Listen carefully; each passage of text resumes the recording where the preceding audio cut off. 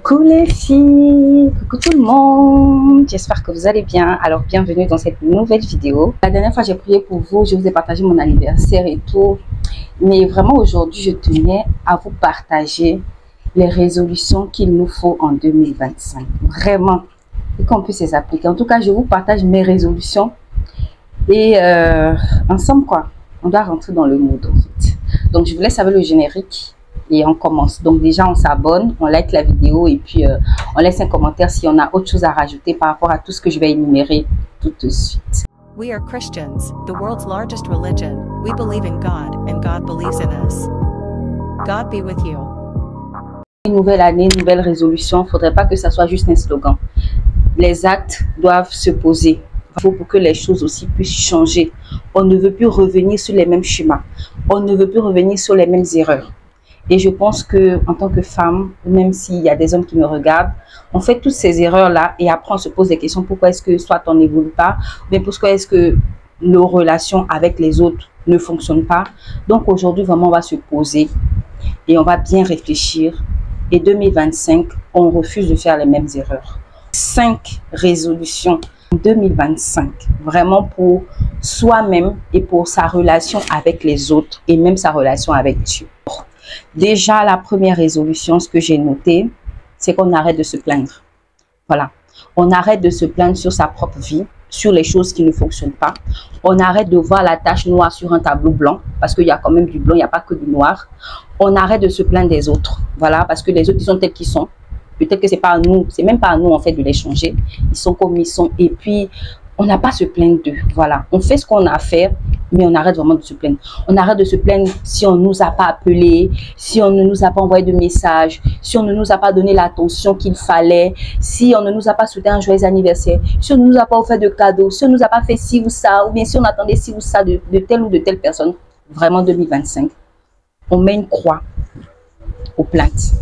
On arrête vraiment de se plaindre parce que en se plaignant, ça nous rend amers, ça nous empêche d'évoluer, ça nous empêche nous-mêmes de jouir de notre vie, ça nous empêche d'apprécier même le bon côté des gens. Donc franchement, en 2025, tout ce qui est plainte par rapport à nous-mêmes, à ce qui fonctionne ou à ce qui ne fonctionne pas, par rapport aux autres, par rapport même à Dieu, par rapport aux situations, aux circonstances, on arrête tout ce qui est plainte et on se focalise sur le positif. Cette année, vraiment, c'est positive attitude. Tout ce qui est négatif, vraiment, s'éloigne de nous. Voilà. Tout ce qui est qui ne va pas nous faire évoluer, qui ne va pas nous rendre épanouis dans notre vie, vraiment, croix rouge dessus. C'est un peu lié à la première. On prend les gens tels qu'ils viennent à nous. Je m'explique. Si avec quelqu'un, au début, quand vous êtes rencontrés, que ça soit amical ou bien relation amoureuse, l'ambiance était safe, c'était vraiment tranquille, c'était cosy entre vous, il n'y avait pas de tension et que du jour au lendemain, la personne avec vous change totalement d'attitude, sans qu'il n'y ait pas une accroche, sans qu'il n'y ait pas un souci entre vous, sans qu'il n'y ait pas une altercation ou un malentendu, pour rien comme ça, la personne décide de changer avec vous. Alors en 2025, on va prendre des gens tels qu'ils viennent à nous. Le jour où la personne décide de rire avec toi, tu ris avec la personne. Le jour où la personne te décide de te montrer un autre visage, tu lui donnes. En fait, tu fonctionnes avec la personne telle qu'il vient à toi. Sans pourtant que tu n'aies en retour, c'est-à-dire toi, de l'amertume vis-à-vis de cette personne-là. C'est-à-dire, on va prendre les gens tels qu'ils sont, sans vouloir les changer. Et on revient au premier point, sans même se plaindre. Si aujourd'hui la personne décide de bien te parler, tu lui parles bien. Si aujourd'hui la personne décide de ne pas te parler, tu ne lui parles pas. Le jour aussi où toi aussi tu ne sens pas le besoin de parler à cette personne-là, tu fais de même. Mais c'est pas comme si tu rendais l'appareil. Tu fais les choses telles que tu les sens, telles que ça vient à toi. Si tu te sens dans un mood ou bien la personne te donne une ambiance détendue, tu es détendu avec cette personne-là. Si cette personne-là te donne une ambiance vraiment pas détendue, autant même t'en éloigner pour ton propre bien personnel, sans pourtant garder de l'amertume envers cette personne. Mais en fait, tout ce que je vais vous faire comprendre, c'est que travailler à votre bien-être personnel sans pourtant dépendre de l'humeur des gens autour de vous. Sans pourtant que les gens sabotent votre humeur, sabotent votre bien-être à cause de leur attitude, leur comportement ou bien leur insécurité. Vous, ça vous rend mal à l'aise. Vous, ça vous rend mal dans votre peau. Non, on arrête ça en 2025. Franchement, on va travailler pour soi Et les autres, on les prend tels qu'ils viennent à nous. Tels que les gens viennent vers vous, prenez-les comme ça. Sans vouloir les changer. Sans se plaindre, non, tu es comme ça, moi j'ai remarqué que tu es comme ça. Non, on n'a plus le temps pour ça. Psychologiquement, vous n'avez pas de temps pour ça. Voilà, donc ne vous mettez plus cette pression-là à vouloir changer les gens, à vouloir les formater, non. Quelqu'un qui est né, il a reçu une éducation, son père et sa mère l'ont éduqué, il est passé par la conversion, s'il s'agit d'un chrétien, il est passé par l'école aussi, il est passé même par la vie de tous les jours qui peut nous enseigner sur plusieurs choses. La personne n'a pas pu changer, c'est pas vous qui allez changer la personne. Maintenant, priez pour cette personne-là parce que c'est aussi important. Alors, le troisième point, c'est lié toujours. On pense à son bien-être. On investit sur soi, sur ce qui nous fait plaisir, bien sûr à la hauteur de nos moyens. Si c'est du chocolat qui vous fait plaisir, mangez du chocolat. Si c'est aller à la plage, regarder les vagues qui vous fait plaisir, allez, faites ce qui vous fait plaisir. Si c'est vous faire un massage, si vous faire une manicure, une pédicure, si vous faire un soin de visage, vous faire de nouvelles nattes, faites ce qui vous fait plaisir. Ça peut être des petites choses. En tout cas, moi, personnellement, les petites choses me font plus plaisir que les choses grandioses. Donc, c'est pour ça que j'investis beaucoup là-dessus. Ce sont des choses qui ne me coûtent pas très cher. Mais comme en faisant ça, je tire du plaisir et je me sens bien, je le fais à volonté. Pour vous, ça peut être de vous faire masser. Faites en 2025 ce qui vous fait plaisir. Franchement, les années passent tellement vite. On ne savait pas qu'on allait voir 2025. Et la vie est tellement courte, quoi. Investissez sur ce qui vous fait du bien. Vous êtes malade, vous devez bien vous traiter. Traitez-vous bien parce que votre corps vous le redemandera plus tard si vous le traitez mal. Donc, ce qui va vous procurer du bien-être personnel, qui va vous procurer de la paix et de la joie, investissez là-dessus. Alors, quatrième point à faire en 2025, on investit sur nos talents et nos dons. Sur ce que Dieu a mis en nous, que les gens apprécient, on investit là-dessus. Si vous aimez, vous appréciez bien la couture, vous appréciez le dessin, investissez sur votre don. Faites-vous former. Faites-vous former. Personnellement, je suis beaucoup passionnée par le stylisme, vous voyez, donc tout ce qui est vêtements et tout ça.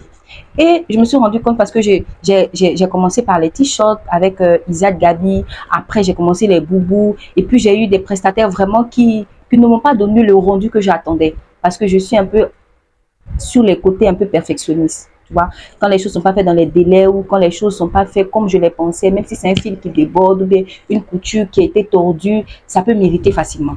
Et là, je me suis dit, mais qu'est-ce que je peux faire pour remédier à ça? J'aime bien ce que je fais, mais malheureusement, à cause du manque de formation, je suis obligée de me plier, je ne vais pas dire aux exigences, mais je suis obligée de me plier au travail de quelqu'un qui n'arrive pas à me satisfaire. Parce que moi, je me dis, si cette chose que je fais ne me plaît pas à moi-même, je ne veux pas le donner à quelqu'un. Et c'est à cause de ça que j'ai dû même arrêter la vente de boubou, parce que j'arrivais pas à avoir un prestataire qui faisait exactement ce que je voulais. Parce que je veux donner du bon, je veux donner du beau aux gens. Et si je n'ai pas ce beau-là que je veux donner aux gens, je préfère ne pas le faire. Franchement, vaut mieux, pour moi en tout cas, vaut mieux bien faire ou ne même pas faire. Donc c'est pour ça que j'ai arrêté. Et la solution que le Seigneur vraiment m'a mis à cœur, c'est moi-même de me former là-dessus. Voilà. Je veux faire tout ce qui est stylisme. Au lieu de déléguer ça, c'est-à-dire la couture à quelqu'un, moi-même j'ai décidé de me former.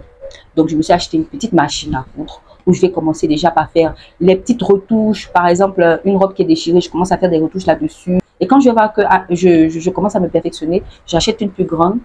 Et si ce que j'ai commencé, c'était des retouches, parce que j'ai commencé des retouches, au fur et à mesure, je vais vraiment exceller dans ça, jusqu'à ce que je pourrais faire moi-même mes robes, mes tenues et tout ça.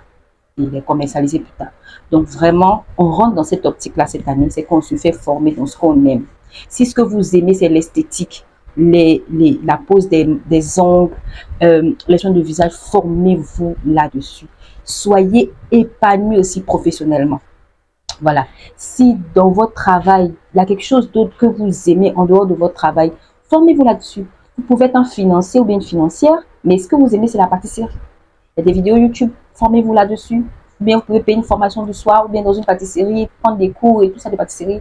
On ne sait jamais. C'est souvent par nos dons et nos talents que Dieu se sert pour nous propulser, pour nous créer une place dans la société ou bien pour nous donner un nom qui va perdurer. Pour terminer, cette année, on laisse Dieu être Dieu et nous soyons des hommes. Ne travaillons pas à la place de Dieu. Ne laissons pas les hommes prendre la place de Dieu dans nos vies. Cette année, on laisse Dieu être Dieu. Dans les 10 commandements, le premier dit, tu aimeras le Seigneur ton Dieu de toute ta force et de tout ton cœur. Donc, on va laisser Dieu cette année à la première place. Dans tout ce qu'on veut faire, dans tout ce qu'on entreprend, même dans notre bien-être personnel, dans notre relation avec les autres, dans ce qu'on entreprend, dans notre entreprise, dans notre travail, on laisse Dieu être Dieu et nous, on reste homme. On se laisse être malléable entre les mains de Dieu. On laisse Dieu nous utiliser. Parce que je fais partie des gens qui ont beaucoup résisté à Dieu, qui ont beaucoup résisté face à la volonté de Dieu. Par rapport à ce que je devais faire, j'ai été trop dans la procrastination. Donc cette année, franchement, je vous invite à laisser Dieu être Dieu. À juste faire les choses et Dieu fera le reste. Parce que lorsque Dieu te dit de faire certaines choses, tu te poses tellement de questions, mais comment je vais faire? Je n'ai pas ceci, je n'ai pas cela. Mais Dieu sait pourquoi il te demande de faire cette chose. Parce que forcément, il a déjà disposé les capacités en toi. Il a déjà disposé les moyens pour atteindre ce que tu dois faire. Il a dit à Gédéon, vaillant héros. Gédéon qui se croyait le plus petit de la plus petite famille, mais Dieu l'appelle vaillant héros. En vérité, ce que nous on pense être, ce n'est pas ce que Dieu voit en nous. Donc si Dieu me dit, désir avec toi, je veux faire telle ou telle chose, je ne dois pas me voir moi en tant que, j'ai quoi pour faire ça, non. Le Dieu qui a dit qu'il va faire ça, il sait pourquoi il a dit qu'il le fera. Et je veux simplement lui laisser être Dieu et faire cette chose-là pour moi. Vraiment, laissons Dieu le règne en 2025. Ne décidons pour rien. Consultons Dieu. Attachons-nous à lui. Laissons-lui prendre toute la place dans tous les domaines, dans nos cœurs, dans nos vies. Pour tout prier. Pour les moindres comme pour les grandes choses que vous estimez. Priez pour tout. Donc voici un peu les 5 résolutions de 2025 que je partage avec vous. Alors en bonus, mon petit bonus c'est que je voulais juste vous dire, mêlons-nous de nos affaires. Voilà, mêlons-nous de nos affaires. Arrêtons de mettre la bouche dans ce qui ne nous regarde pas. Quelqu'un a décidé de faire telle ou telle chose. Je me mêle de mes affaires. Je ne sais rien. Tant qu'on ne vous a pas dit quelque chose, vous ne savez absolument rien. Mêlez-vous en 2025 de vos affaires. Je vous assure que vous serez en paix avec tout le monde. Quelqu'un a organisé sa fête jusqu'à c'est le jour J parce que peut-être quelqu'un lui a dit « Ah, mais tu n'as pas invité tel » et maintenant la personne va t'appeler pour te dire « Ah, s'il te plaît, je vais t'inviter à ma fête. » Si tu veux partir, tu pars. Si tu veux pas aussi partir, tu restes. Mais en tout cas, ne chargez plus à faire des gens. Mêlez-vous. Et je vous dis, je suis sérieuse, hein. Je ris, c'est vrai.